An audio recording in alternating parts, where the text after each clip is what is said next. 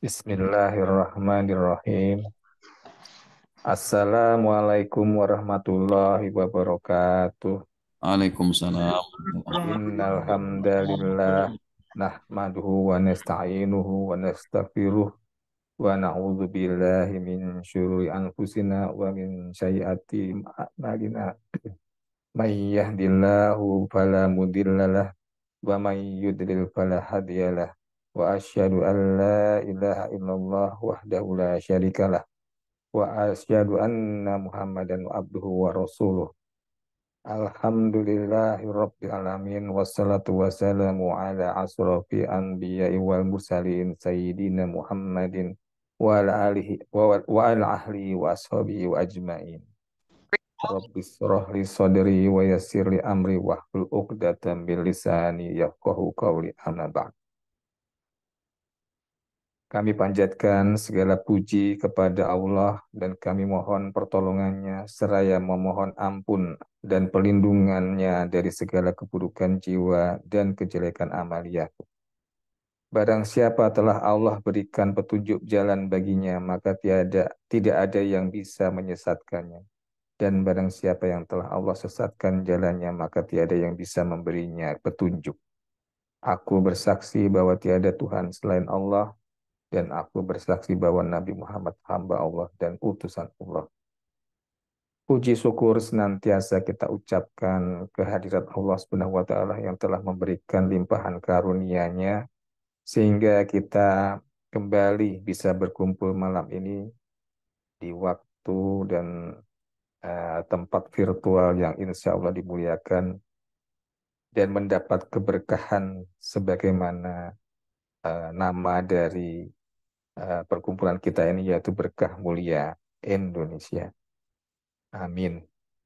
Salawat dan salam serta serta salam semoga tetap tercurah dan dilimpahkan kepada junjungan kita yakni baginda Nabi Muhammad SAW beserta kepada keluarganya, sahabatnya, dan kepada kita selaku umatnya hingga akhir zaman. Amin.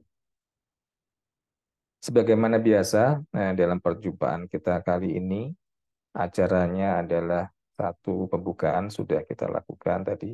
Kemudian tilawah surah An-Nur ayat 54 sampai 56 oleh Ustadz Budi Wibowo. Kemudian terjemahnya oleh Bapak Joner. Kalau belum ada mungkin bisa di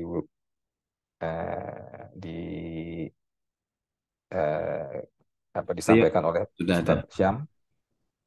Kemudian prakarta dari pengurus yaitu dari Ustadz Iwan Hambali. Sudah hadir belum ya Pak Iwan? Sudah semua lengkap. Sudah lengkap nih, Alhamdulillah.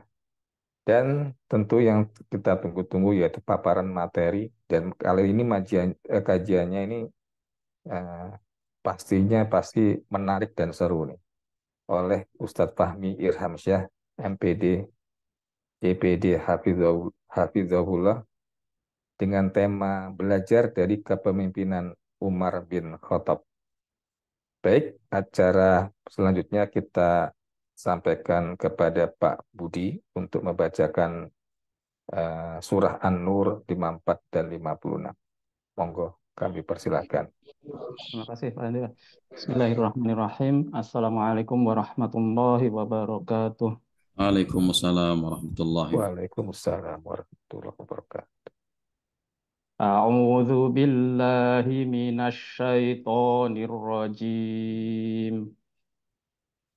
Qul athi'ullaha wa athi'ur rasul.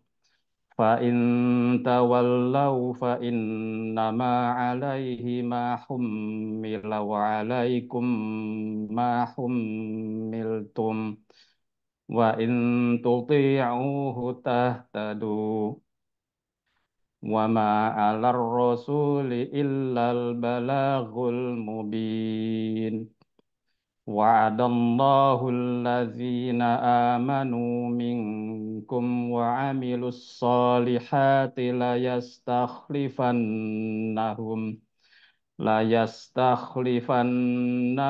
في الأرض كما استخلف الذين من قبلهم وليمكنن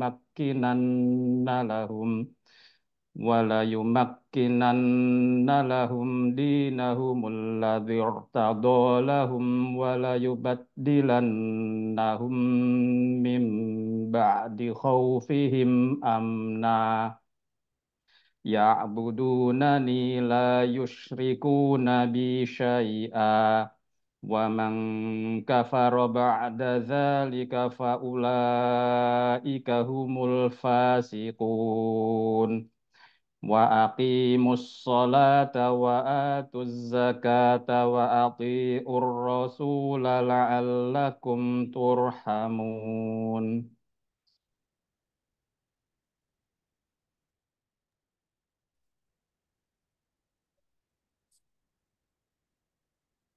Bismillahirrahmanirrahim. Aku berlindung kepada Allah dari godaan setan yang terkutuk. Katakanlah, taatlah kepada Allah dan taatlah kepada Rasul. Jika kamu berpaling, maka sesungguhnya kewajiban Rasul Muhammad itu hanyalah apa yang dibebankan kepadanya. Dan kewajiban kamu hanyalah apa yang dibebankan kepadamu. Jika kamu taat kepadanya, niscaya kamu mendapat petunjuk. Kewajiban Rasul hanyalah menyampaikan amanat Allah yang jelas. Allah telah menjanjikan kepada orang-orang di antara kamu yang beriman dan yang mengerjakan kebajikan bahwa Dia sungguh akan menjadikan mereka berkuasa di bumi sebagaimana Dia telah menjadikan orang-orang sebelum mereka berkuasa. Dan sungguh Dia akan meneguhkan bagi mereka dengan agama yang telah Dia ridhoi. Dan Dia benar-benar mengubah keadaan mereka setelah berada dalam ketakutan menjadi aman sentosa. Mereka tetap menyembahku dengan tidak menyekutukanku dengan sesuatu pun. Tetapi barang siapa tetap kafir setelah janji itu, maka mereka itulah orang-orang yang fasik. Dan laksanakanlah sholat, tunaikanlah zakat, dan taatlah kepada Rasul Muhammad agar kamu diberi rahmat. Assalamualaikum warahmatullahi wabarakatuh. Salam. Waalaikumsalam warahmatullahi wabarakatuh. Terima kasih Ustadz Budi dan Bapak Joner. Semoga bacaan tadi memberikan keberkahan ya bagi kita semua, baik yang membaca maupun yang mendengarkannya. Selanjutnya adalah sambutan dari pengurus, yaitu dari Bapak Ustadz Iwan Hambali. Monggo Pak Iwan, Tafadhol. Terima kasih Bapak Rendra Prianto selaku MC. Assalamualaikum warahmatullahi wabarakatuh. Waalaikumsalam warahmatullahi warahmatullahi wabarakatuh. wabarakatuh. A'udzu billahi minasyaitonir rajim. Bismillahirrahmanirrahim. Alhamdulillahi rabbil alamin. Wassalatu wassalamu ala asrafil anbiya'i wal mursalin Sayyidina Muhammadin wa ala alihi wa sahbihi ajmain amma ba'd. Yang kami hormati Ustadz Syam, Ustadz Fahmi Irhamsyah, para ustazah, pengurus BMI, serta peserta kajian pada malam hari ini yang semoga selalu dalam lindungan Allah Azza wa Jal. Yang pertama dan paling utama, saya selalu untuk mengajak bersyukur kepada Allah Azza wa Jal yang sampai detik ini begitu banyak nikmat, khususnya nikmat iman dan Islam. Jangan juga malam hari Allah izinkan kita, insya Allah malam ini kita akan tolabul ilm bersama Ustadz Fahmi Irhamsyah. Dan ini sungguh nikmat yang luar biasa. Bapak Ibu sekalian, malam ini kita mencoba belajar dari salah satu sahabat yang utama, Umar bin Khattab.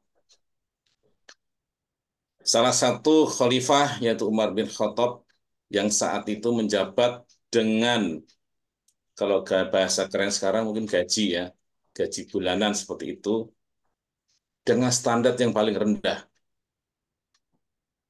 Padahal beliau khalifah, tapi standarnya gajinya rendah. Dan ini menjadi perbincangan para sahabat sehingga para sahabat bermusyawarah ingin menaikkan gaji Umar bin Khattab. Setelah sepakat, timbullah satu masalah. Siapa yang akan menyampaikan ke Umar bin Khattab? Maka ditempuhlah satu cara, minta tolong putrinya Hafsah untuk menyampaikannya. Kalau kita kayaknya nih kayak dapat gaji naik, wah seneng banget ya, kan gitu ya. Maka apa terjadi begitu disampaikan kepada Khalifah Umar bin Khattab? Jawabannya adalah, siapa yang punya rencana perbuatan jahat ini? Naikkan gaji dianggap Khalifah Umar sebagai perbuatan jahat. Ya putriku Hafsah, apa kau lihat bahwa makananku lebih buruk dari makanannya Rasulullah?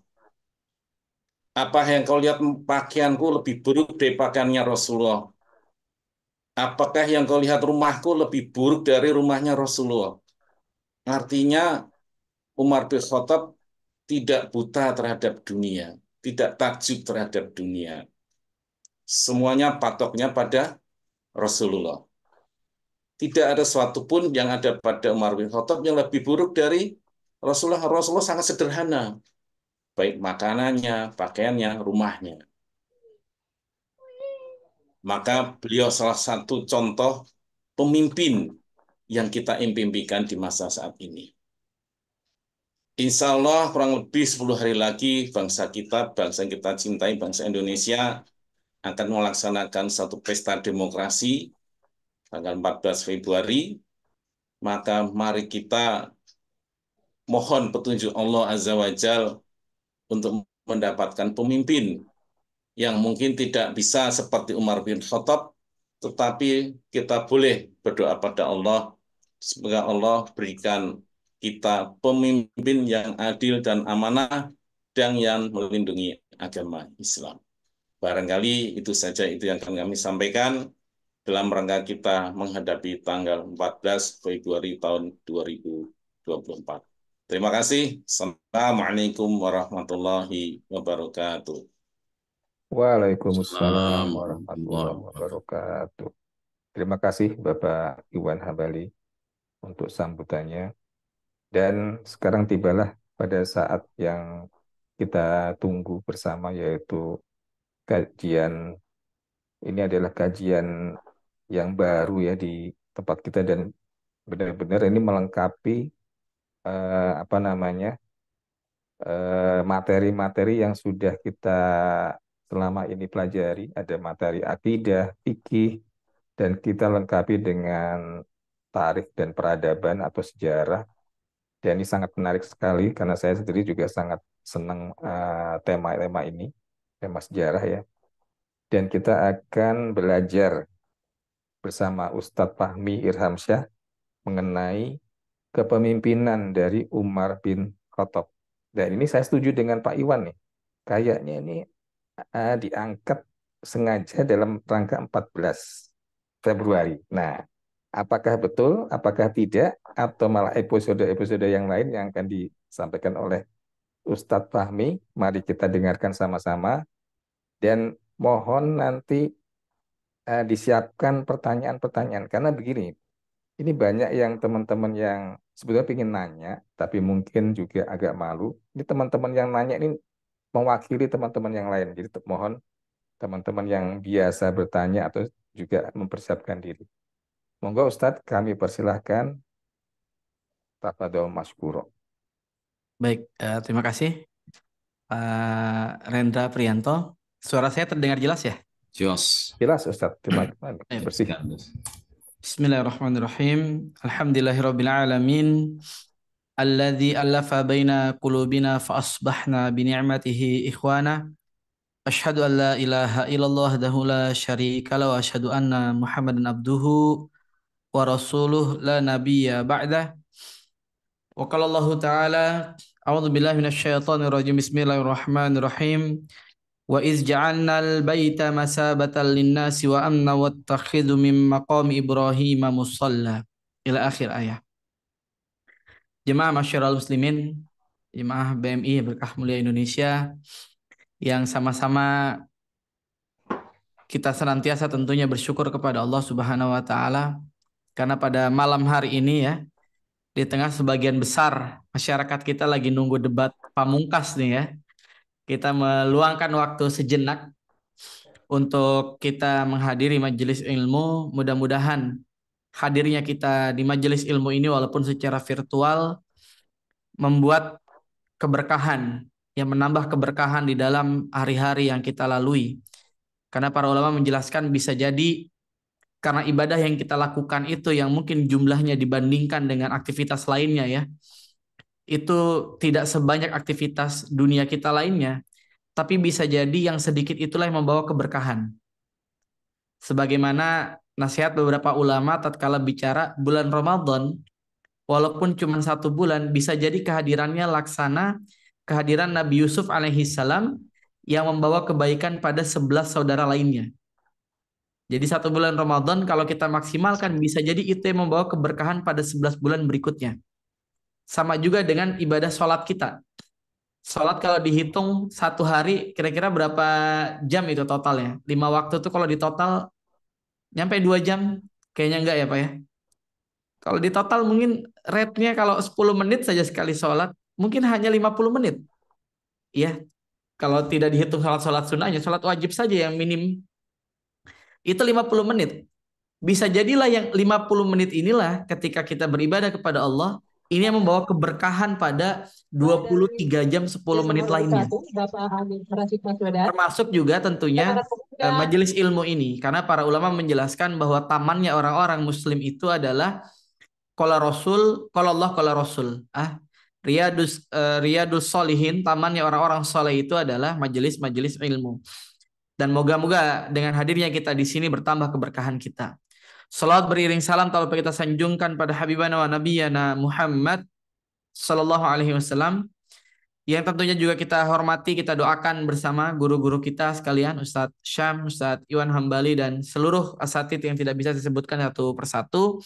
Semoga guru-guru kita semua diberikan keberkahan oleh Allah Subhanahu wa taala, keluarganya diberikan keluarga yang sakinah mawaddah warahmah, dan kita semua juga senantiasa bisa istiqomah di dalam syariat, di dalam menjalankan aktivitas kita sehari-hari hingga kelak ajal menjemput kita, dan mudah-mudahan kita wafat dalam keadaan husnul khatimah. Amin ya rabbal alamin. Hari ini tema kita tentang belajar dari kepemimpinan Umar bin Khattab radhiyallahu taala an. Saya mau mengulas dulu sekilas tentang Umar bin Khattab yang dituliskan oleh para ulama sirah. Profil beliau ini secara usia lebih tua atau lebih muda dari Nabi Shallallahu Alaihi Wasallam, Bapak Ibu? Lebih muda. Lebih muda. Makanya wafatnya itu usianya sama dengan usia Nabi. Beliau wafat itu juga 63 tahun. Ya. Nama lengkapnya adalah Umar bin Khattab bin Nafil bin Abdul Uzza. Beliau termasuk salah satu dari Bani Adi. Kalau saya sering bilang, Bani Adi ini salah satu kabilah yang terdidik ya di kalangan orang-orang Quraisy, itu adalah Bani Adi. Sehingga Umar bin Khattab dikatakan para ulama termasuk salah satu orang yang pada masa itu sudah bisa baca tulis. Ya. Jadi termasuk yang terdidik ya. Bani Adi ini terdidik, bisa baca tulis. Yang kedua dari sisi ekonomi juga termasuk mapan. Makanya nanti hobinya Umar itu adalah bergulat. Karena sudah selesai dengan urusan dunianya. Dan memang secara fisik, Umar termasuk yang fisiknya itu tinggi besar di kalangan orang-orang Quraisy. Ya, makanya ada salah satu riwayat yang terkenal bahwa tingginya Nabi itu bainal Umar wal Ibnu Mas'ud. Tingginya Nabi Muhammad SAW itu rata-rata orang Arab. Tingginya Nabi Muhammad SAW itu bisa kita lihat dalam kitab Syama'il Muhammadiyah karangan Imam At-Tirmizi. Ya, bagaimana ciri-ciri fisiknya Nabi Muhammad SAW antara Umar dan Abdullah bin Mas'ud. Karena Umar simbol orang Arab yang tinggi besar, sedangkan Abdullah bin Mas'ud itu termasuk yang kecil. Sampai para ulama bilang kalau Umar itu naik onta ya Pak, maka kakinya itu seringkali nyeret, saking badannya memang tinggi besar. Maka wajar Umar ini adalah juara gulat Setiap tahun itu jadi di dekat Mekah itu ada beberapa sayembara-sayembara. Di antaranya sayembara sastra dan sayembara fisik ya, gulat. Dan yang juara berturut-turut itu adalah Umar bin Khattab radhiyallahu taala an. Jadi wajar kalau orang-orang itu pada takut sama Umar bin Khattab radhiyallahu taala an karena Umar ini adalah juara gulat ya. Juara gulat kalau waktu itu ya belum ada silat atau sejenisnya gitu. Jadi ya gulat itu pertarungan itu. Maka juaranya adalah Umar bin Khattab radhiyallahu taala an. Beliau masuk Islam ketika usia beliau 27 tahun. Saya ingin meng-highlight sedikit. Jadi waktu Umar bin Khattab radhiyallahu anhu usia 25 tahun, beliau termasuk anak muda yang sudah berkumpul di Darun Nadwah.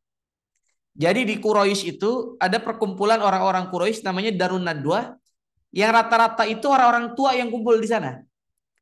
Tapi perwakilan dari Bani Adi adalah Umar bin Khattab. Jadi Umar itu pada saat itu bisa mungkin dibilang legislator muda gitu, senator muda, Pak. Jadi Umar itu karena memang punya kecerdasan yang mumpuni ya, yang luar biasa.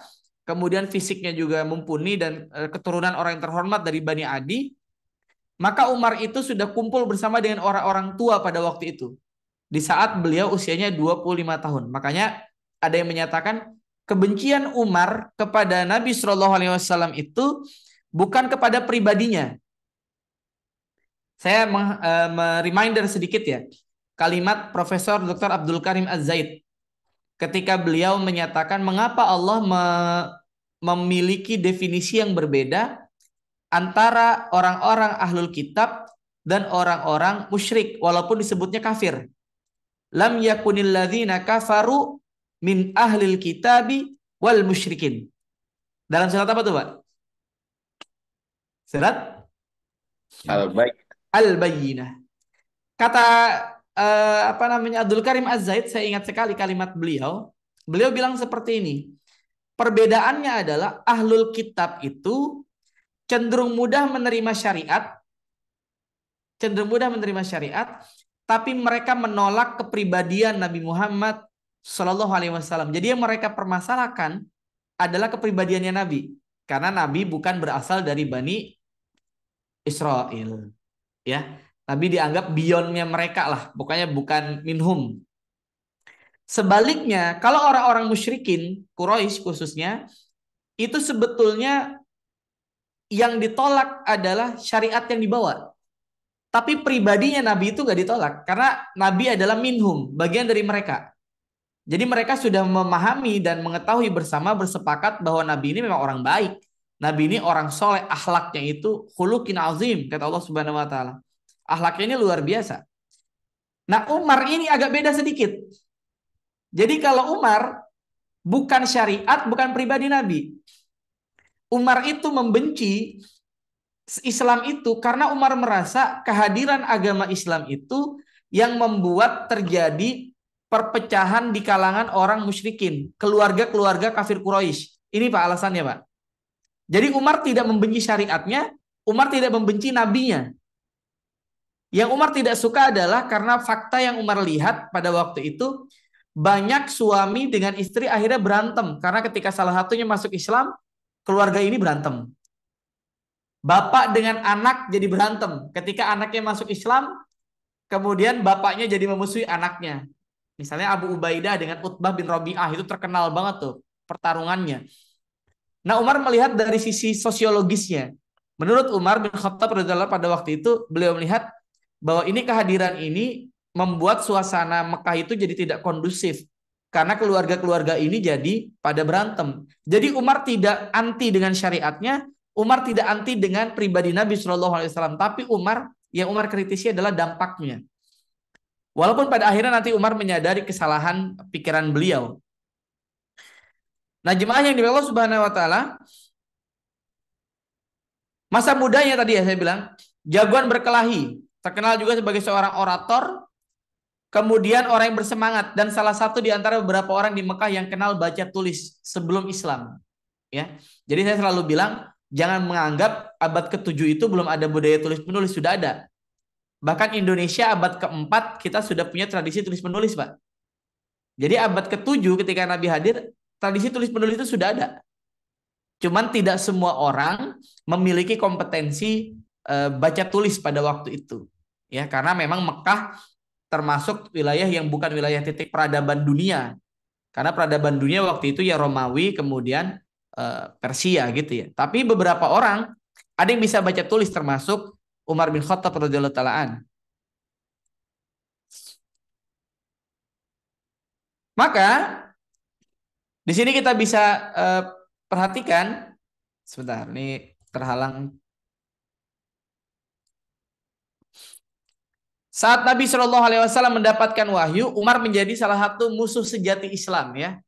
Dan Umar sangat ingin membunuh Nabi. Tadi penyebabnya bukan kebencian pada Nabi, bukan kebencian pada syariat. Jadi Umar ini kalau saya bilang keluar dari pakemnya, ya, tidak seperti kebanyakan orang Quraisy memandang Nabi Shallallahu Alaihi Wasallam, tidak seperti kebanyakan ahlul kitab memandang Nabi Shallallahu Alaihi Wasallam. Tapi yang Umar lihat adalah ini membawa kerusakan. Jadi beliau cukup objektif bahwa pribadinya Nabi ini nggak masalah, syariat yang dibawa juga nggak masalah, gitu ya. Tapi yang beliau lihat adalah orang jadi pada berantem, gitu ya. Sehingga kita tidak boleh juga mengeneralisir hari ini. Bisa jadi ada orang yang belum masuk Islam, belum ketemu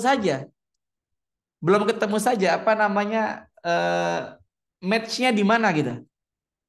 Makanya saya selalu bilang berdakwalah dengan profesi kita. Karena bisa jadi ada orang masuk Islam itu jalurnya tuh jalur nutrisi, Pak. Ya, masuk Islam karena melihat orang Islam itu telaten dan sangat hati-hati dalam makan-memakan ya. Fal yanzuril insanu ila ta'ami. Hendaklah kalian memperhatikan apa yang kalian makan.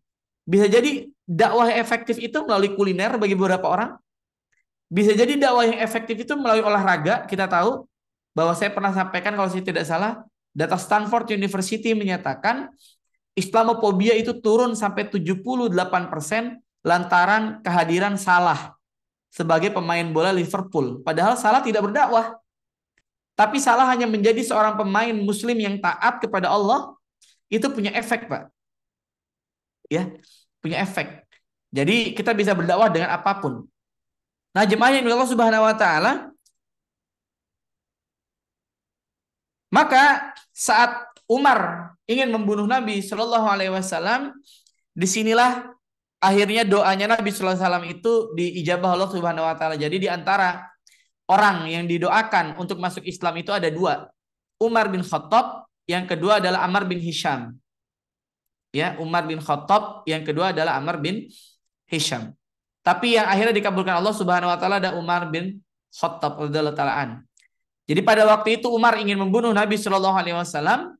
Di tengah perjalanan bertemulah beliau dengan Sa'ad bin Abi Waqqas. Nah, Sa'ad bin Abi Waqqas saat itu bilang, engkau lebih baik memperhatikan keluargamu sendiri karena mereka telah masuk Islam. Jadi Umar punya adik namanya Fatimah. Nah, Fatimah ini masuk Islam bersama dengan suaminya. Maka pada saat itu Umar mendatangi rumahnya Fatimah. Dan Fatimah pada waktu itu dikatakan para ulama sedang belajar kepada salah satu sahabat dari Nabi Shallallahu Alaihi Wasallam, ya, yang namanya adalah Salim. Jadi ketika datang itu ada riwayat menyatakan Fatimah dengan suaminya sedang belajar Al-Quran pada seorang sahabat namanya Salim. Salim ini siapa, Pak? Ada yang tahu, Pak? Siapa Salim? Salim ini adalah budaknya Abu Huzaifah. Jadi di dalam sejarah Islam tuh ada beberapa orang yang pernah diangkat jadi anak. Yang kita tahu kan kebanyakan Zaid bin Harithah, ya, pernah diangkat jadi putra Nabi Shallallahu Alaihi Wasallam sehingga dinamakan Zaid bin Muhammad. Ada satu lagi, Pak, namanya Salim. Salim ini pernah diangkat menjadi anaknya Abu Huzaifah. Jadi Salim bin Abu Huzaifah bin Utbah bin Rabi'ah. Nama panjangnya itu, Pak. Tapi kemudian ketika Allah melarang pengangkatan anak dan mengganti nasab, ini pelajaran buat kita. Mengangkat anak kalau mengganti nasab itu nggak boleh, Pak. Ya, maka nanti Zaid kembali pada namanya Zaid bin Harithah. Salim akhirnya berubah menjadi Salim Maula Abu Huzaifah. Salim budak yang dimuliakan oleh Abu Huzaifah karena bapaknya tidak diketahui siapa. Singkat cerita ketika mereka sedang belajar itulah Umar bin Khattab datang. Maka kemudian di rumahnya itu Umar mendengar lantunan bacaan Al-Quran sehingga Umar bergetar dan meminta lembaran Al-Quran dibaca oleh Fatimah. Ya, ada riwayat yang menyatakan bahwa surat yang didengar adalah surat Toha. Lalu kemudian Umar bergegas meminta lembaran itu, tapi dilarang oleh Fatimah karena Umar waktu itu belum mandi. Akhirnya Umar mandi junub terlebih dahulu. Setelah mandi, Umar kemudian memegang lembaran catatan Quran karena dulu belum dikodifikasi, belum dibukukan. Maka kemudian Umar mendapatkan hidayah dari Allah Subhanahu wa taala dan Umar menemui Nabi sallallahu alaihi wasallam di rumahnya Arqam bin Abi Arqam. Ya, di Darul Arqam, maka Umar mendatangi Nabi sallallahu alaihi wasallam. Pada saat itu sahabat semuanya kebingungan, siapa yang datang Umar? Kata Nabi sallallahu alaihi wasallam, biarkan masuk. Ternyata begitu Umar masuk ke Darul Arqam, Umar menyatakan syahadat ya. Dan pada waktu itulah sejarah ini berubah. Yang tadinya dakwah kita secara sirriyatud dakwah, diam-diam, maka begitu masuk Islam Umar dan juga Hamzah, dakwah itu secara jahriyah, terang-terangan. Orang jadi lebih berani mengekspresikan keislaman begitu Umar bin Khattab masuk Islam. Nah, ini sekilas tentang Umar bin Khattab radhiyallahu ta'ala. Tatkala hijrah, nah ini menarik Pak. Umar ini karena keberanian yang luar biasa, jadi yang lain itu hijrahnya diam-diam Pak. Ya, yang lain itu hijrahnya diam-diam. Tapi kalau Umar bin Khattab radhiyallahu ta'ala sebelum berangkat hijrah besoknya, beliau keliling ke rumah-rumahnya pemuka Quraisy. Kata Umar bin Khattab, kata beliau begini, siapa yang mau terpisah dengan keluarganya, ya, suami berpisah dengan istrinya, istri berpisah dengan suaminya, anak-anak berpisah dengan orang tuanya, orang tua berpisah dengan anak-anaknya, maka halangi aku. Besok aku, Umar bin Khattab, mau hijrah. Beda nih Pak, settingannya beda ya Pak. Jadi Umar sendiri yang bilang, kalau mau halangin besok. Ternyata ada yang berani nggak Pak? Hah? Nggak ada Pak, karena Umar memang tadi juara gulat Pak ya. Tidak ada yang berani dan ini dibutuhkan. Orang-orang seperti ini kadang kita butuh Pak. Ya, anak-anak yang punya passion di olahraga itu kita perlu support. Namun perlu dibekali tetap dengan akidah yang baik gitu ya. Akidah yang baik sehingga fisiknya baik tapi tetap manfaatnya untuk agama ini ada gitu ya. Bukan malah menjauh dari syariat. Nah, Umar ini saking luar biasanya, ada beberapa ulama yang menulis tentang ayat-ayat yang turun lantaran Umar, berkenan dengan Umar. Jadi Umar ini, kata para ulama, dahsyatnya Umar ini karena ketakwaannya. Allah berfirman, wattaqullah wa yu'allimukumullah. Bertakwalah kepada Allah, maka Allah akan mengajarimu. Sehingga para ulama menyatakan ilmu itu akan datang ketika kita memperbaiki takwa kita dulu, Pak.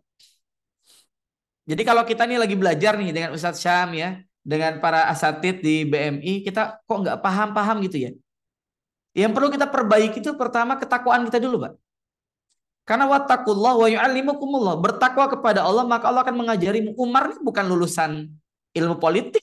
Umar bukan doktor bidang ilmu politik. Bukan lulusan hubungan internasional. Umar nggak pernah ikut Lemhanas gitu ya. Umar tidak mengetahui tentang ilmu-ilmu yang luar biasa pada hari ini kita riset-riset kita misalnya. Tidak pernah membaca jurnal-jurnal Scopus yang Q1 dan seterusnya. Tapi begitu Umar menjadi khalifah, kepemimpinannya luar biasa. Kenapa bisa kayak gitu Pak? Waalaikumsalam. Tadi Pak, takwa. Makanya kalau tadi menyangkut tadi, cari pemimpin itu memang ketakwaannya dulu yang kita lihat. Wattaqullah wa yu'allimukumullah.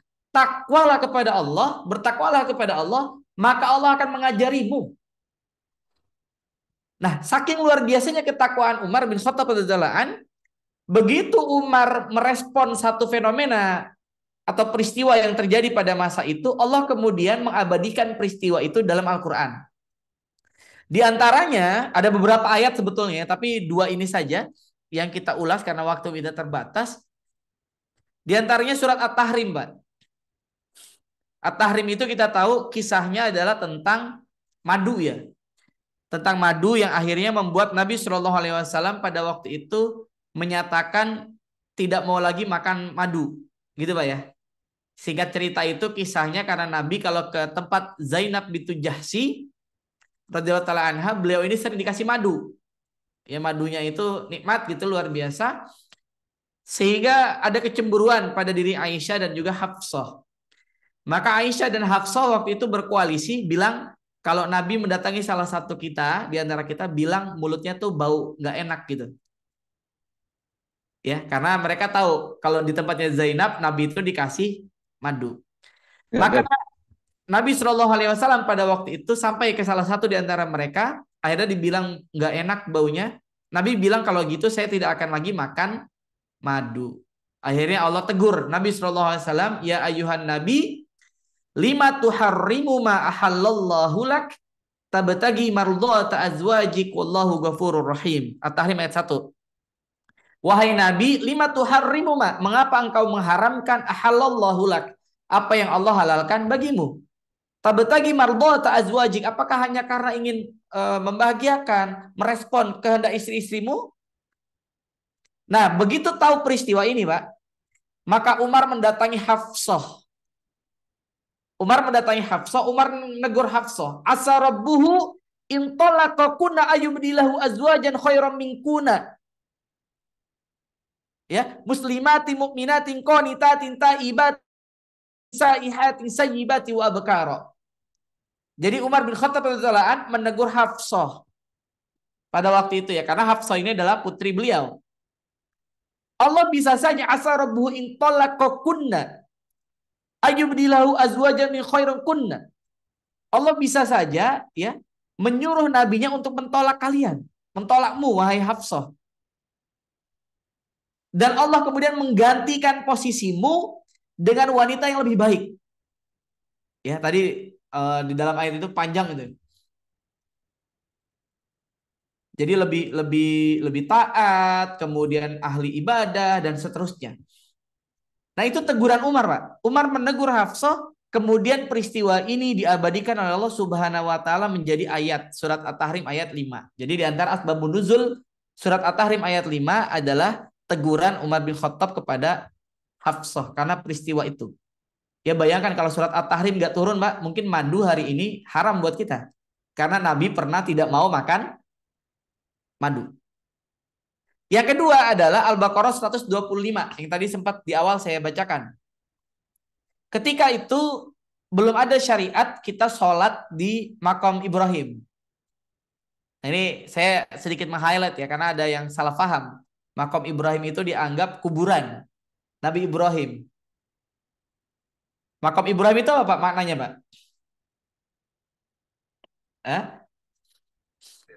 Bekas kaki.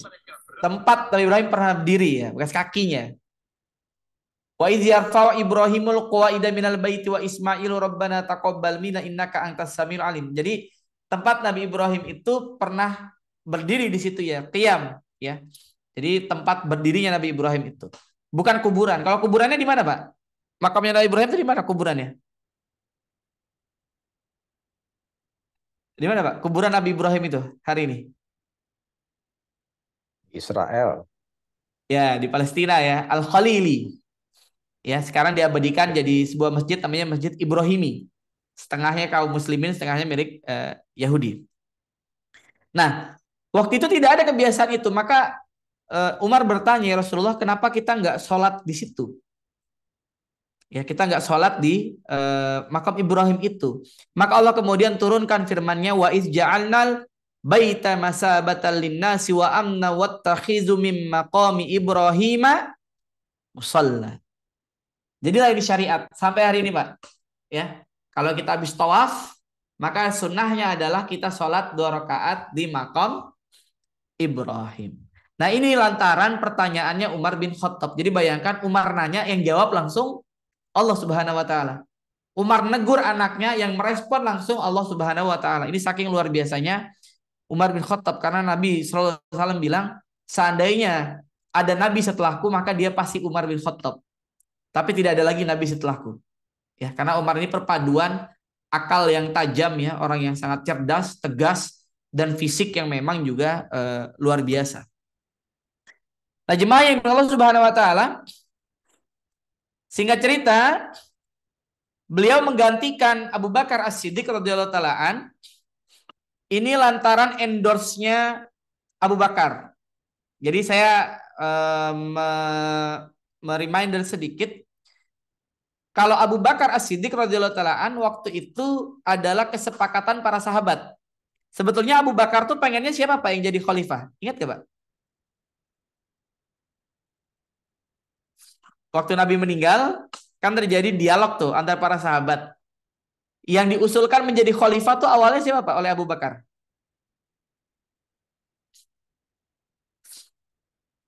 Yang diusulkan menjadi khalifah oleh Abu Bakar pada awalnya adalah Abu Ubaidah bin Al-Jarrah.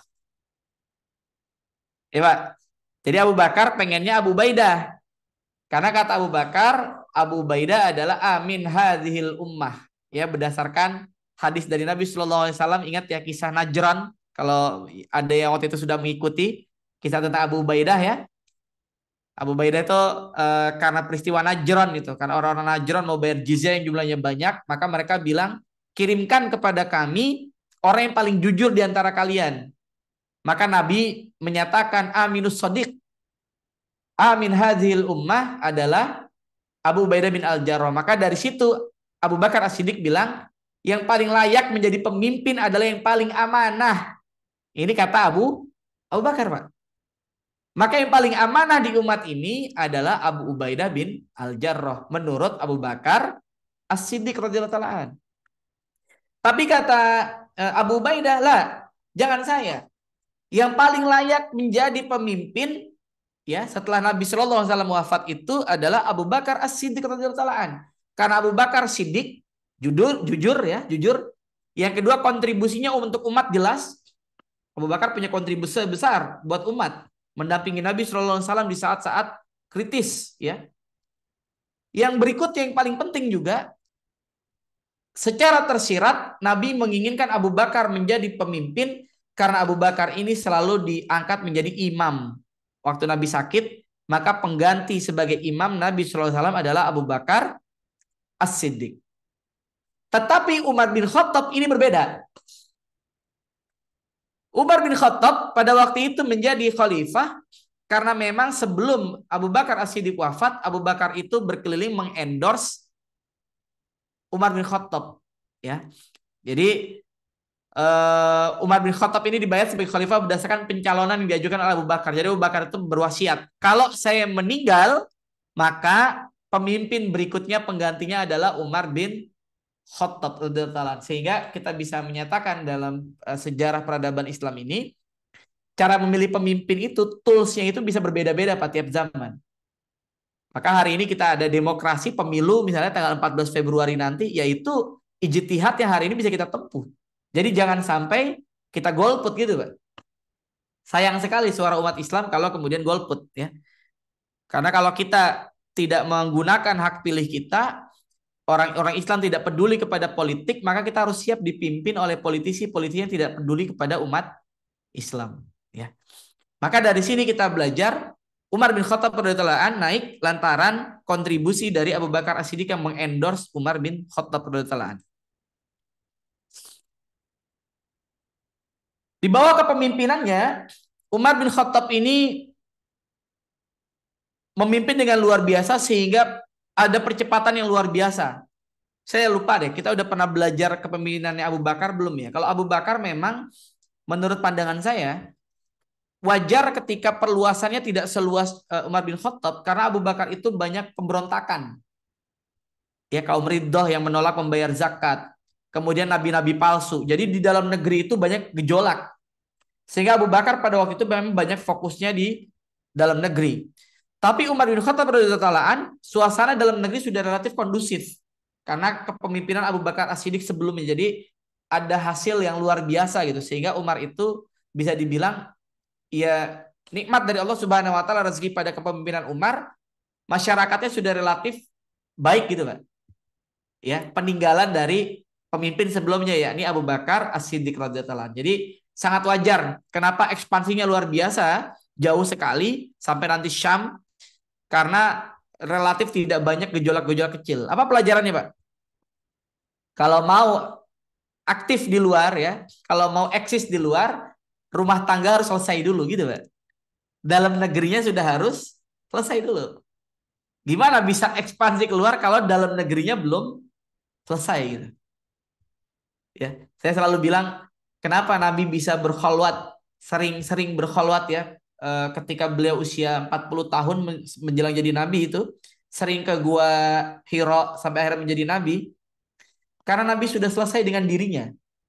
Ketika 40 tahun Nabi sudah selesai dengan dirinya. Dunianya sudah selesai, hanya fokus kemudian memikirkan kontribusinya untuk umat, hanya fokus kemudian berpikir tentang apa yang harus saya lakukan untuk mendekat kepada Allah Subhanahu wa taala. Kita hari ini banyak udah usianya luar biasa banyak, tapi belum selesai dengan dirinya, Pak. Dia masih bingung, saya ngapain berislam gitu ya. Bukannya fokus untuk menyiapkan bekal akhirat, dia malah masih bingung gitu, Pak. Makanya usia 40 tahun itu sudah warning. Para ulama bilang 40 tahun itu orang sudah mulai beruban.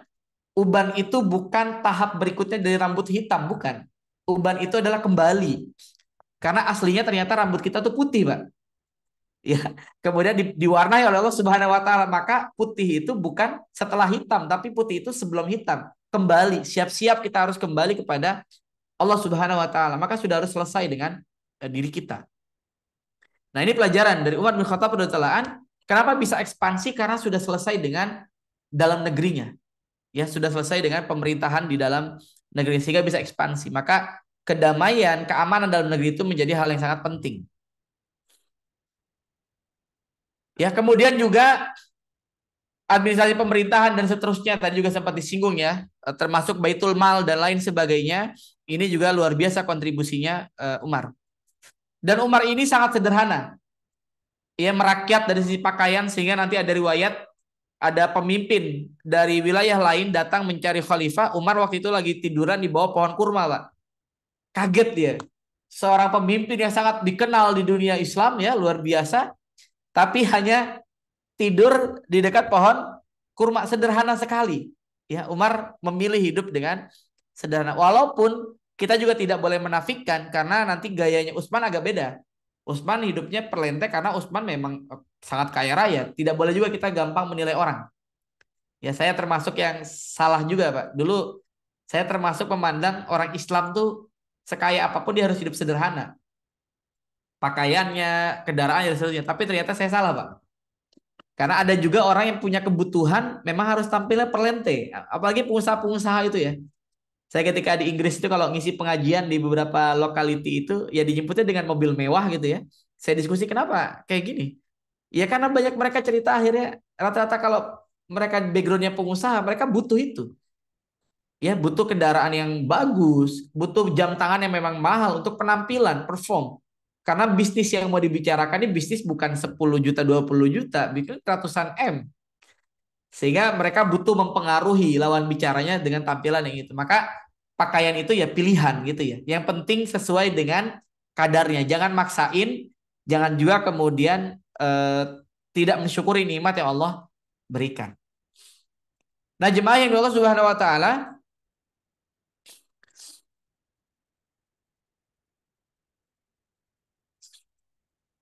kita percepat bagaimana kemudian pelajaran penting di antara pidatonya Umar bin Khattab radhiyallahu anhu. Kata beliau, saudara-saudaraku, aku bukan rajamu yang ingin menjadikan kalian budak. Aku adalah hamba Allah dan pengabdi hambanya. Ya, ini Nabi Muhammad SAW. Kepadaku telah dipercayakan tanggung jawab yang berat untuk menjalankan khilafah. Adalah tugasku membuat kamu senang dalam segala hal dan akan menjadi hari naas bagiku jika timbul keinginan barang sekalipun agar Anda melayaniku. Aku berhasrat mendidik Anda bukan melalui perintah, tapi melalui perbuatan. Ada kalimat yang disampaikan para ulama, terkadang satu perbuatan yang dilakukan ya itu lebih efektif daripada 1000 kata-kata. Ya. Mendidik dengan contoh itu seringkali lebih efektif daripada mendidik dengan kata-kata gitu ya. Sehingga beliau banyak mencontohkan. Seringkali bahkan dalam riwayat pernah dikatakan beliau ketika mengetahui ada orang miskin di Madinah, Umar kemudian mengambil gandum di Baitul Mal dan mengangkat dengan pundaknya sendiri. Begitu ajudannya minta, kata Umar, apakah kamu mau menanggung dosa saya di akhirat? Oh, nggak mau dia. Ya ajudannya nggak mau. Akhirnya Umar tanggung sendiri. Dan kalimat Umar tuh, saya takut seandainya ada seekor unta jatuh ya di Baghdad, di Irak, Umar kemudian diazab oleh Allah Subhanahu wa taala. Jadi Umar tuh sangat takut, Pak. Sangat takut ada makhluk Allah, manusia bahkan termasuk onta, kalau kemudian di masa kepemimpinannya dia terzolimi lantaran jalan yang berlubang. Maka hati ini, Pak. Ya, jadi pemimpin pastikan jalan-jalan yang dipimpinnya itu jangan sampai ada yang berlubang. Kalau ada orang kecelakaan itu yang bertanggung jawab pemimpinnya nanti, Pak. Nauzubillah min dzalik. Nah, maka kita sampai pada pelajaran penting. Nah, kita bercepat. Akhirnya Umar setelah menjabat selama 10 tahun, beliau ini wafat ketika menunaikan sholat subuh. Ya, dibunuh oleh seorang Majusi yang bernama Abu Lu'lu'ah. Dan kemudian Umar merupakan orang pertama yang bentuk tim dari para sahabat yang dinamakan dengan ahli syura, ya.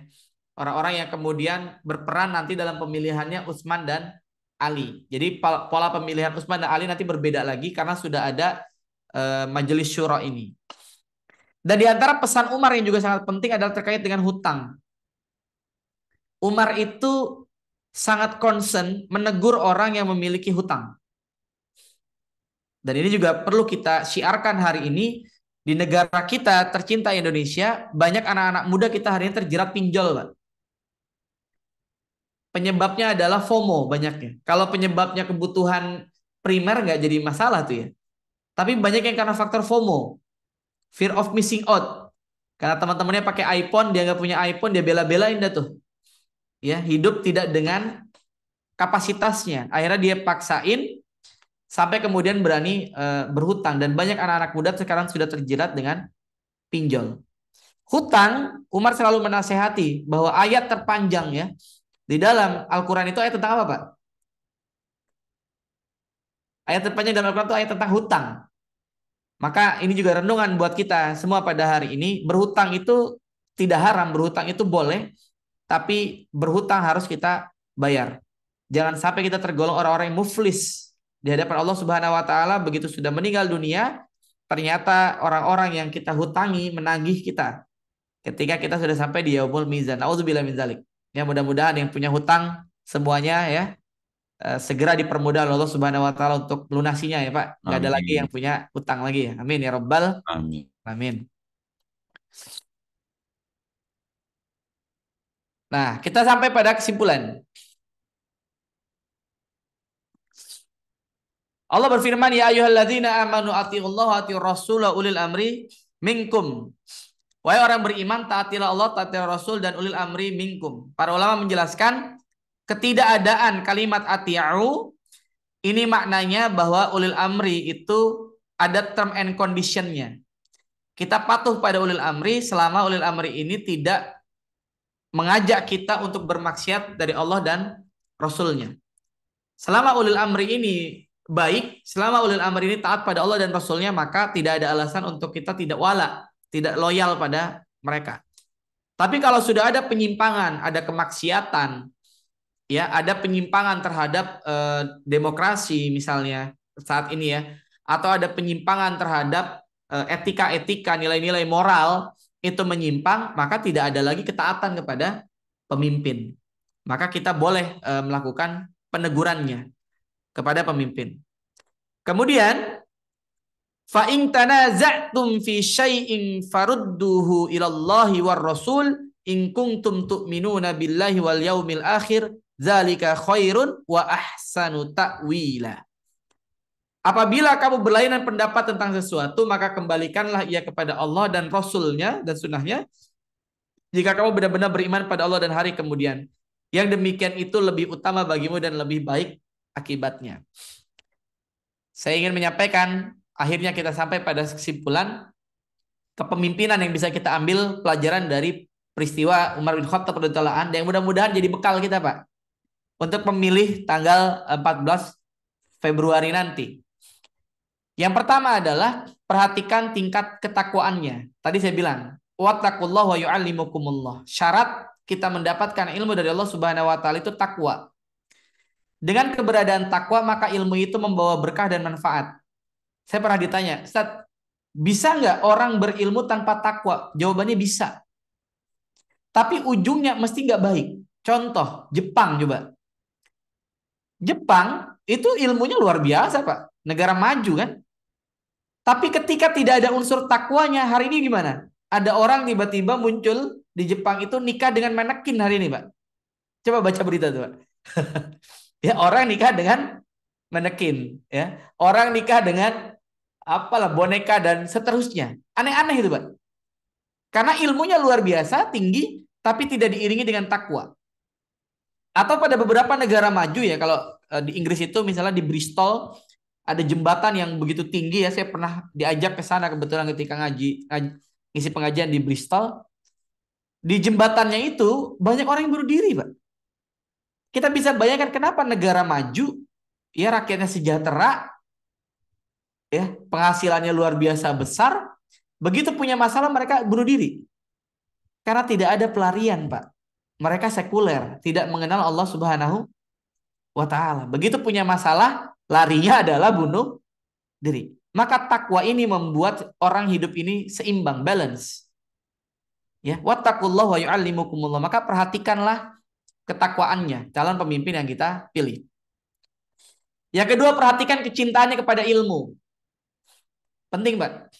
Karena yang membedakan manusia dengan makhluk-makhluk Allah yang lainnya adalah kemampuan untuk mendapatkan ilmu. Wa 'allama Adamal asma' akullaha summa aradahum 'alal malaikah faqala ambiuni bi asma'iha ula in kuntum shadiqin. Qalu subhanaka la ilma lana illa ma 'allamtana innaka antal alimun hakim. Ketika para malaikat bertanya kan Allah jawabnya wa 'allama Adamal asma' akullaha. Allah ajarkan pada Nabi Adam itu beberapa nama-nama yang benar-benar di surga. Summa aradahum 'alal malaikah. Kemudian Allah berpaling pada para malaikat. Coba kalau ente bisa, malaikat, sebutin seperti Nabi Adam sebutkan. Qalu, berkata para malaikat, subhanaka la ilma lana illa ma 'allamtana innaka antal alimul hakim. Maha suci Engkau ya Allah, ilma lana illa ma 'allamtana. Kami hanya tahu apa yang Kau ajarkan saja. Jadi keunggulan manusia dibandingkan dengan makhluk Allah lainnya adalah pada akalnya. Makanya dalam syariat ada yang namanya hifzul aql.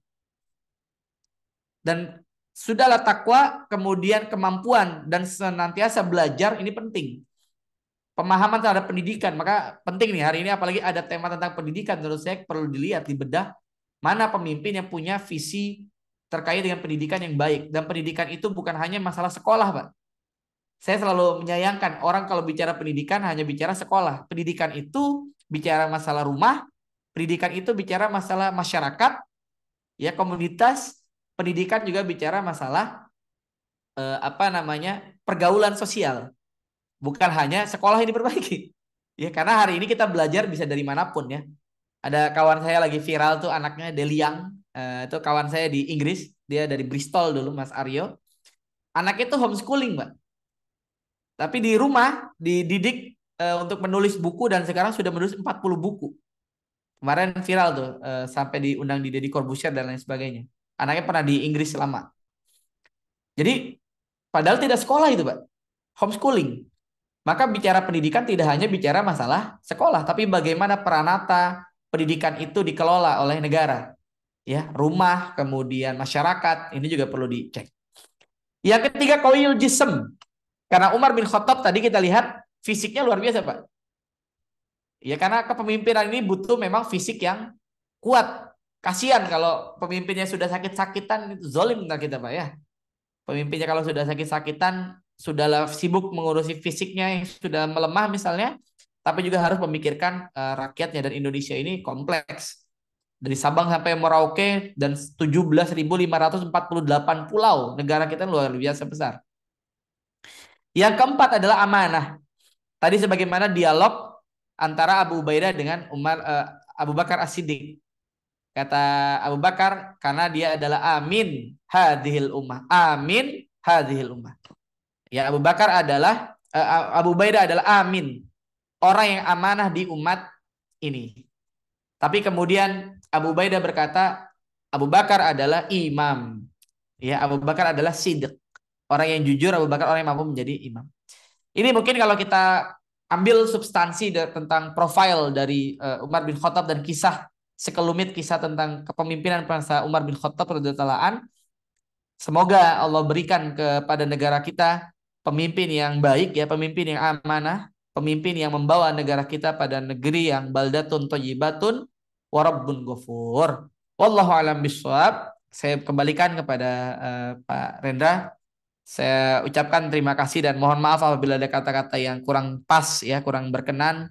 Wallahu muwaffiq ila aqwamit thoriq. Nasrun minallahi wa fathun qarib. Wabillahi taufiq hidayah. Wassalamualaikum warahmatullahi wabarakatuh. Waalaikumsalam. Waalaikumsalam warahmatullahi wabarakatuh. Terima kasih, Ustadz. Nah, ini waktunya masih banyak ini, Ustadz. Baru jam 21.06. Sedangkan kita ini punya waktu 21.30. Nah, mari kita manfaatkan waktu ini untuk bertanya. Mangga, silahkan Bapak-Bapak atau Ibu bisa via chat atau juga bisa langsung. Lebih senang saya yang langsung aja nih, soalnya kalau chat pasti perlu baca. Silahkan, ini Pak siapa nih yang angkat tangan? Iwan, Hambali ya? Iwan Hambali. Monggo Pak Iwan. Terima kasih Pak Rendra. Assalamualaikum Ustadz Fahmi. Semoga Allah selalu memberikan perlindungan pada Ustadz dan Amin, keluarga. amin. Izin bertanya Ustadz, dalam suatu era kepemimpinan, kadang-kadang kan pemimpin melakukan, mohon maaf, tadi Ustadz menyampaikan masalah hutang ya, ayat terpanjang dan bukan soal hutang. Dalam satu kebijakan, pemimpin bikin kebijakan hutang negara.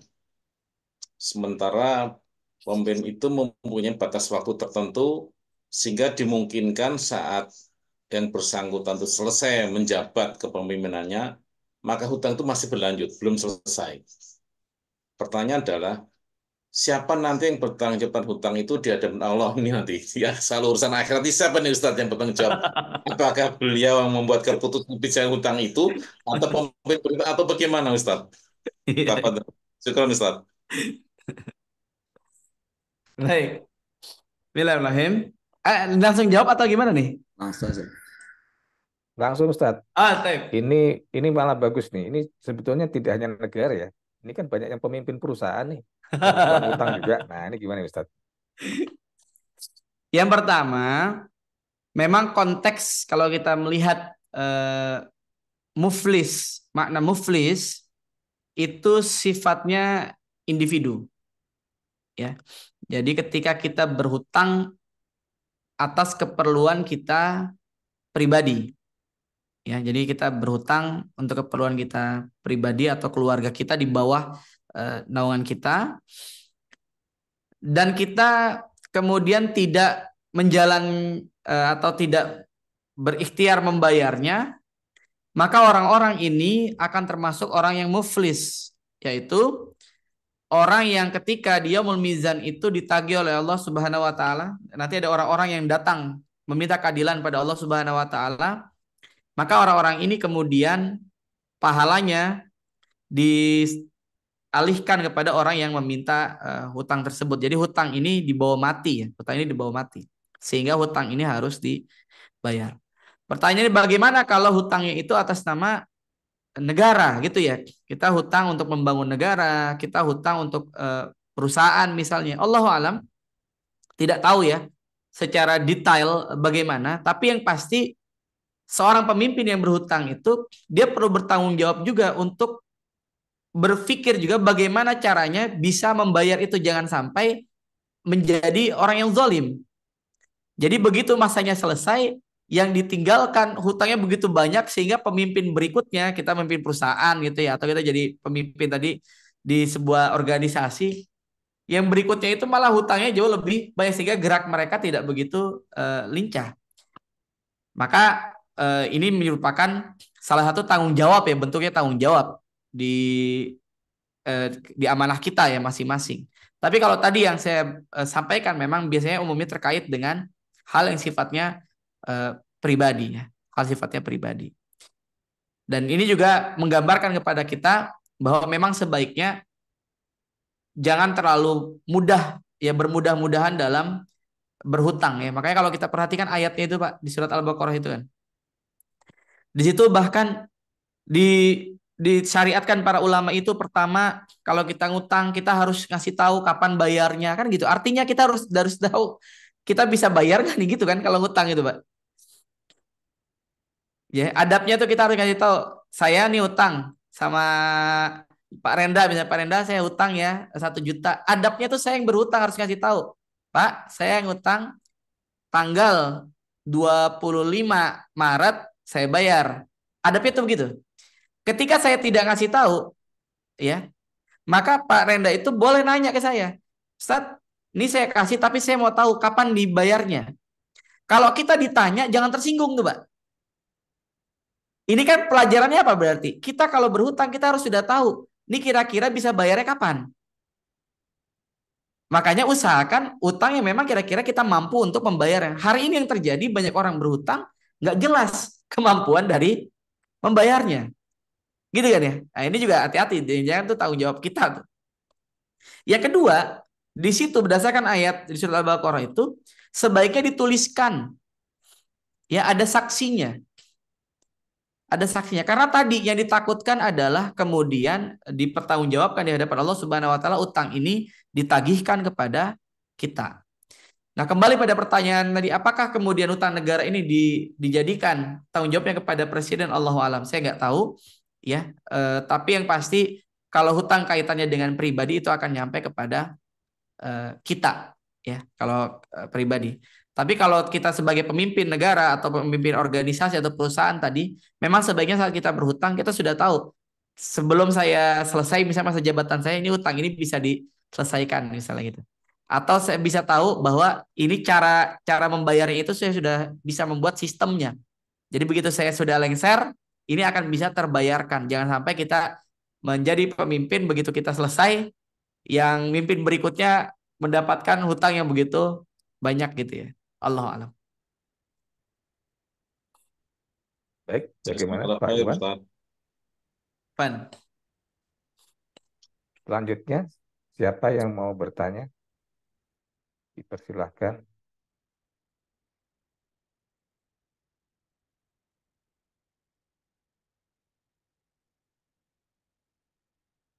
Pak Setio biasanya nanya nih Pak Yudi kemarin. Oh chat iya, ini. dari chat. Dari Pak Agus Sidik.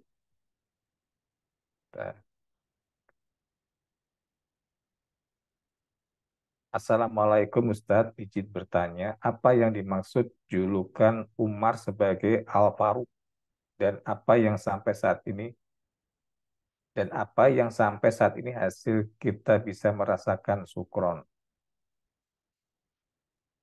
Silakan Ustadz. Saya yang kedua nggak terlalu paham ya. Yang pertama berkenaan dengan Umar Al-Faruq itu, ya ini kemampuan Umar dalam melihat mana yang hak, mana yang batil. Maka kecerdasan dalam melihat yang hak dan yang batil ini membuat Umar dijuluki sebagai Al-Faruq. Makanya salah satu doa yang perlu kita panjatkan adalah Allahumma arinal haqqo haqqo warzuqna tiba'a wa arinal batila batila warzuqna tinabah.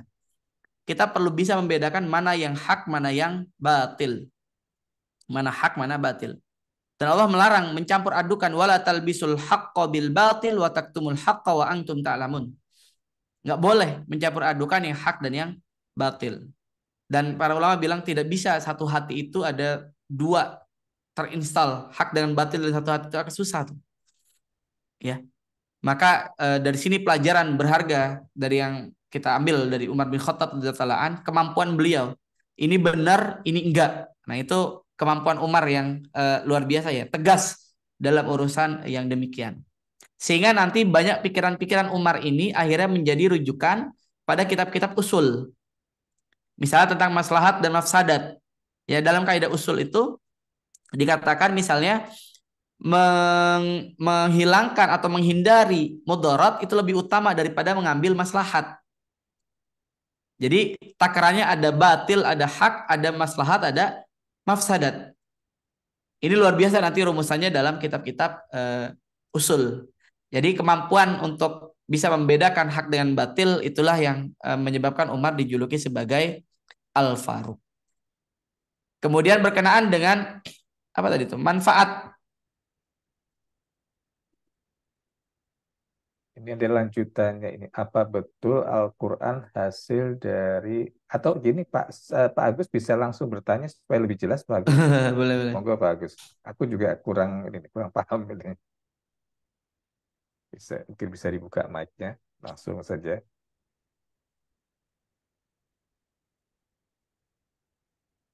Kalau yang dimaksud dengan mushaf, ya, mushaf itu proses. Saya bicara sejarah Quran dulu ya. Yang pertama dari sisi penulisan, Nabi Shallallahu Alaihi Wasallam itu punya treatment yang berbeda antara fase Mekah dengan fase Madinah. Waktu Nabi Shallallahu Alaihi Wasallam di Mekah, Nabi mengizinkan para sahabat menulis Al-Quran, tapi melarang para sahabat menulis hadis. Itu di fase Mekah. Kenapa, Pak? Karena jumlah kaum muslimin waktu itu masih sangat sedikit. Sehingga ditakutkan tercampur antara Al-Quran dengan perkataan-perkataan Nabi Shallallahu Alaihi Wasallam. Jadi tradisi penulisan di masa Mekah itu adalah penulisan Al-Quran, tidak ada penulisan hadis. Ya Pak. Makanya Al-Quran itu ya betul-betul tidak ada perkataan Nabi Shallallahu Alaihi Wasallam, pure. Baru nanti terjadi penulisan, mulai diizinkan oleh Nabi Shallallahu Alaihi Wasallam itu di Madinah, ya, mulai diizinkan untuk menuliskan Al-Quran maupun hadis. Maka nanti kita dapat bahwa di antara di kalangan laki-laki yang banyak sekali meriwayatkan hadis adalah Abu Hurairah. Pertanyaan saya, Pak, Abu Hurairah itu kapan masuk Islam, Pak? Ada yang tahu kapan Abu Hurairah masuk Islam? 3 tahun sebelum Rasul meninggal, Ustaz. Benar nggak? Enggak, jauh dari Nabi wafat, betul. Jadi Abu Hurairah itu masuk Islam ketika perang Khaybar, Pak. Jadi sudah fase Madinah.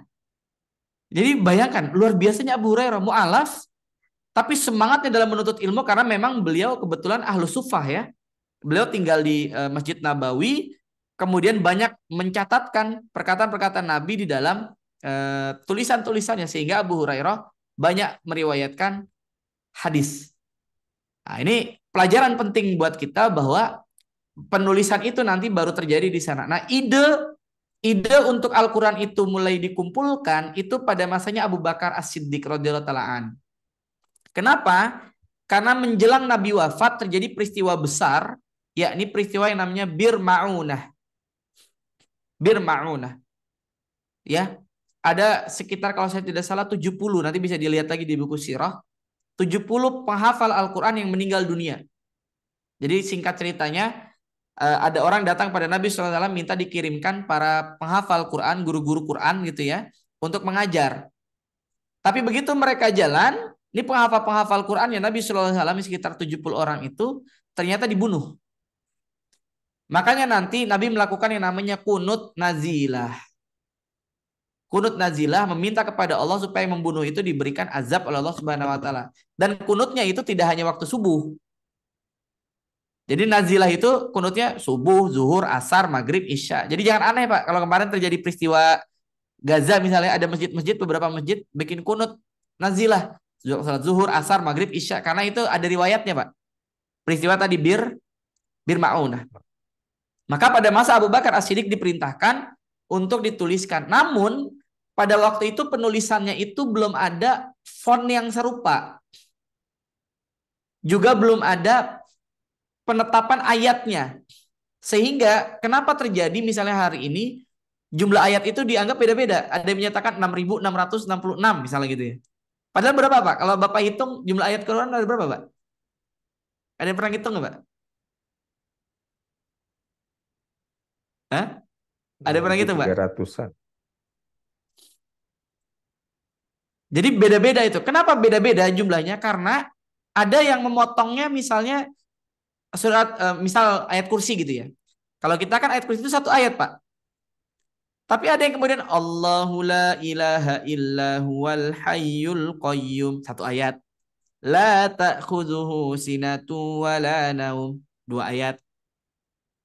Gitu, Pak. Sehingga bukan jumlahnya berbeda kok. Ini 6.666 kok ini lebih sedikit, kok ini lebih banyak. Itu bukan jumlah ayat yang berbeda, tapi penggalan-penggalannya yang ayatnya mah sama, Pak. Gitu ya, Pak. Karena belum ada format penulisan yang baku. Maka di masa Utsman bin Affan radhiyallahu taalaan, Utsman kemudian punya penyeragaman terhadap penulisan. Maka kita kenal dengan istilah Rosem Utsmani. Ya, Rosem Utsmani. Dan kalau kita merujuk kepada Arab Saudi, maka di negara-negara Arab, Rosem Utsmani ini kemudian kita kenal dengan istilah Quran pojok. Jadi Qurannya selesai di ujung. Sedangkan beberapa Quran buatan lokal kita tidak selesai di pojok. Gitu ya. Maka begitu ganti halaman formatnya beda. Karena layout dan fontnya yang memang belum standar. Tapi kalau menggunakan Rosem Utsmani maka sama semua. Yang kedua terkait dengan cara membaca juga beda, Pak. Ya, karena ada yang menyatakan qiraatus sab'ah, 7 riwayat, ada yang menyatakan qiraatul asyr, 10 riwayat. Jadi ada yang wadduha wallaili idza saja. Tulisannya sama, Pak, tapi cara bacanya beda. Kenapa? Karena riwayat bacaannya yang berbeda. Adapun kita, sebagian besar masyarakat Indonesia menggunakan riwayat siapa, Pak? Imam siapa, Pak? Hafiz. Imam Hafiz. Hafiz. Ya. Kita rata-rata Imam Hafiz. Ada sebagian saudara-saudara kita di lain ada yang Qalun, ada yang Waras dan seterusnya. Nah, tapi kalau kembali pada ini, apakah yang dimaksud itu Allahu a'lam, saya tidak mengerti yang ditanyakan. Tapi kalau dari sisi penulisan Al-Quran itu dimulai dari masanya Abu Bakar As-Siddiq. Ya, cuman pembukuan dan menjadi satu mushaf utuh 30 juz dengan rosem yang standar itu pada masanya Utsman bin Affan radhiyallahu taala. Makanya ada istilah rosem Utsmani. Ya, rosem Utsmani. Allahu a'lam. Masih banyak waktu. Monggo, silakan.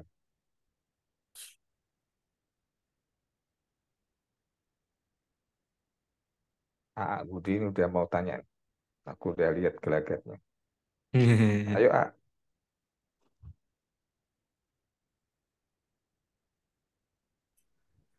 Ya. Oh, ini Pak Teguh. Monggo, Pak Teguh.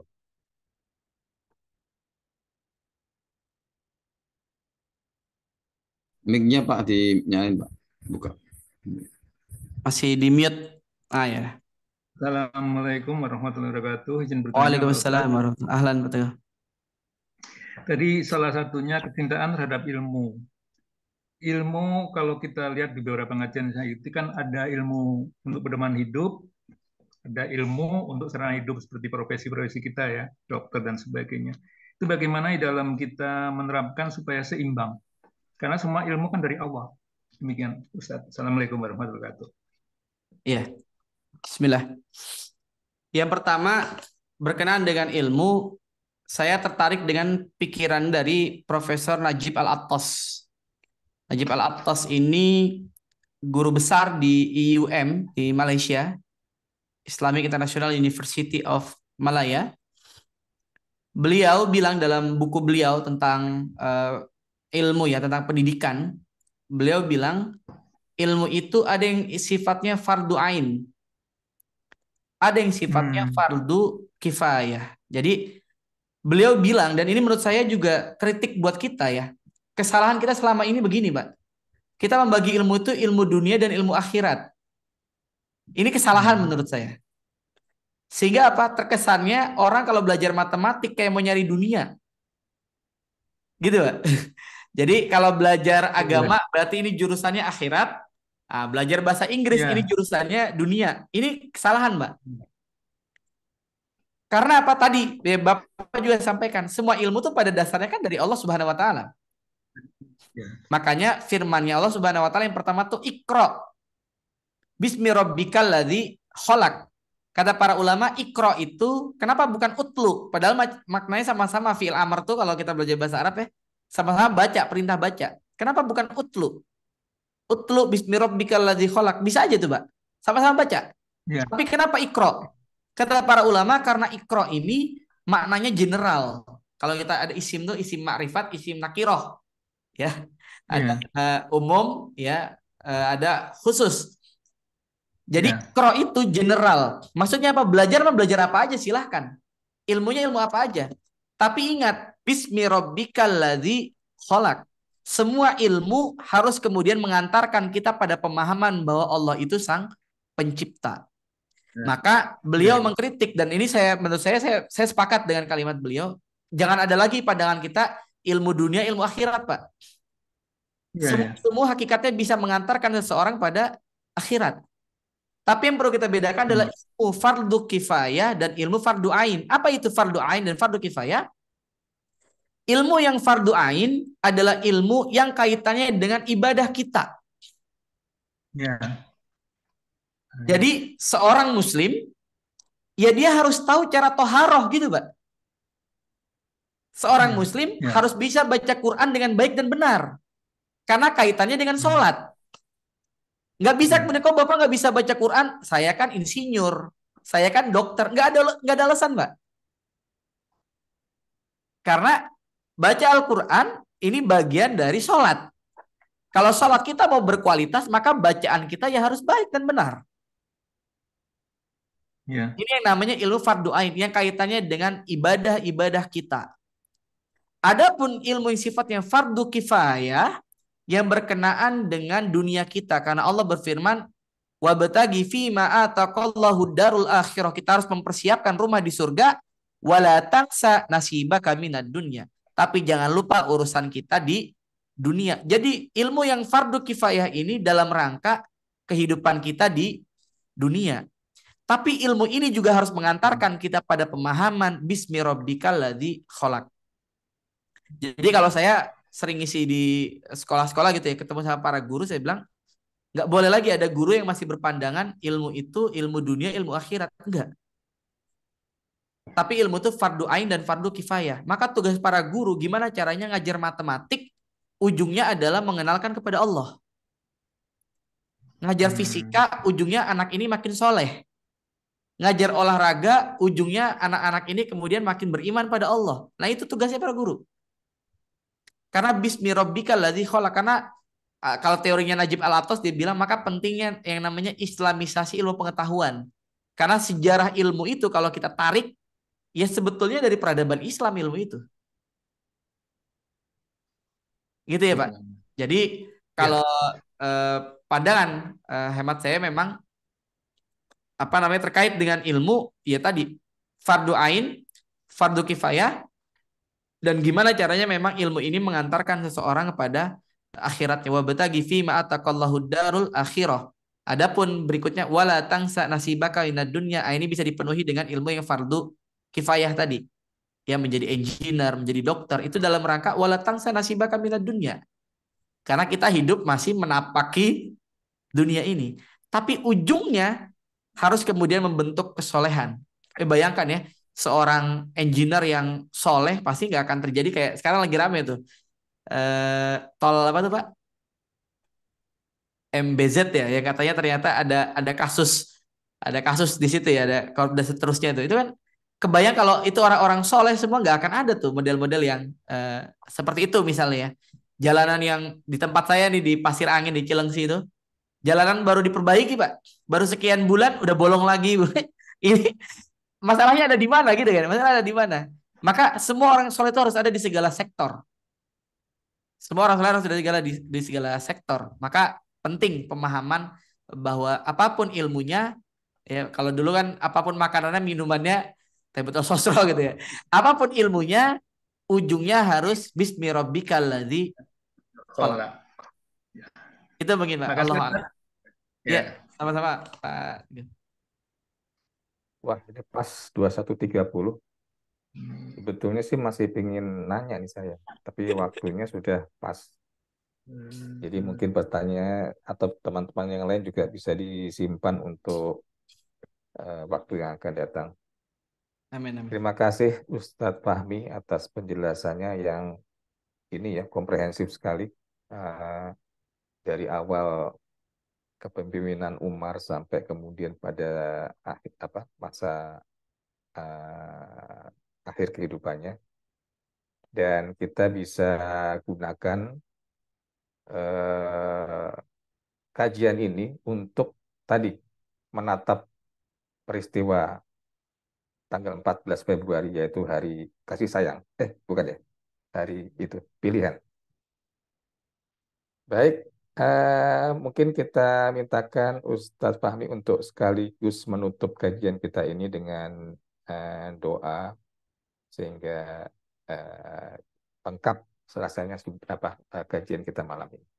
Silakan Ustadz.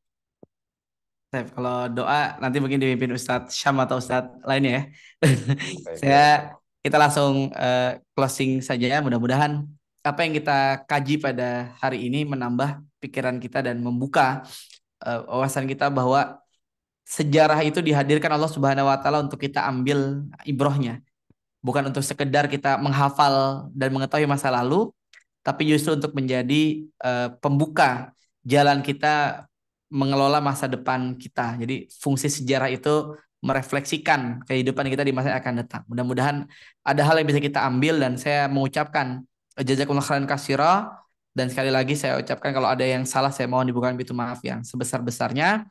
Dari saya cukup ya. Subhanakallahumma wa bihamdika asyhadu an la ilaha illa anta. Saya terima kasih. Assalamualaikum warahmatullahi wabarakatuh. Waalaikumsalam. Waalaikumsalam warahmatullahi wabarakatuh. Akhirnya kita harus menutup acara kajian kali ini. Terima kasih Ustadz Fahmi, terima kasih Ustadz Syam, Bapak Hambali, dan semua yang hadir malam ini. Mohon maaf bila ada kesalahan-kesalahan kami, dan kita tutup bersama-sama dengan doa Ada satu kabar majelis. gembira, ada pemasukan. Oh ya, gimana Ustadz? Ustadz Ujang nih ya? Oh ya, sudah selesai menyelesaikan doktoral. Ucapkan selamat, alhamdulillah. Ya, Ustadz kita selesaikan S3-nya, alhamdulillah. Ya. Alhamdulillah. Baik, kita tutup dengan doa kafaratul majelis. Subhanakallahumma wa bihamdika asyhadu an la ilaha illa anta astaghfiruka wa atubu ilaik. Terima kasih. Assalamualaikum warahmatullahi wabarakatuh. Waalaikumsalam Waalaikumsalam warahmatullahi wabarakatuh.